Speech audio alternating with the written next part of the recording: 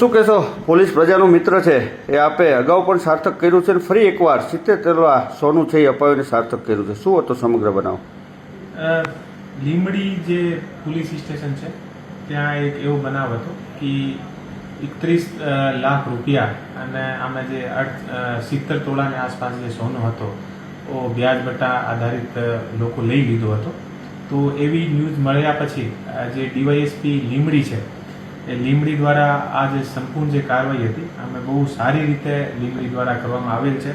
જે વિશાલ રબારી દ્વારા અમે શૈલેષભાઈ જીવણભાઈ કાગડિયા કરીને અને કોળી સમાજના એક વ્યક્તિ હતા, આના પરિવારની જે મહિલાઓ હતી આનો ટોટલ 70 તોલા જે સોનો હતો એ લઈ લીધો હતો.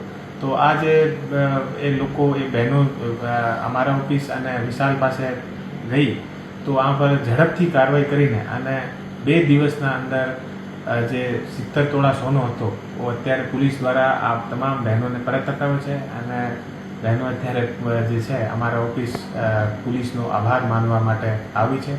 અને લગભગ જે 70 તોલા સોનો છે એ અત્યારે 1 કરોડના પ્લસના રૂપિયાનો છે.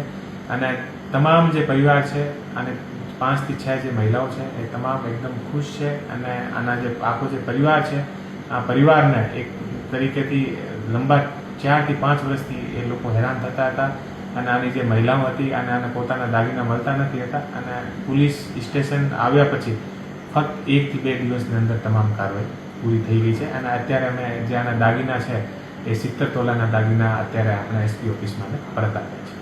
સાહેબ, સતત વ્યાજ વટાવ સામે કામગીરી છે એ સુરેન્દ્રનગર જિલ્લા પોલીસ દ્વારા કરવામાં આવી રહી છે. હજી પણ લોકોને શું આપ અપીલ કરશો?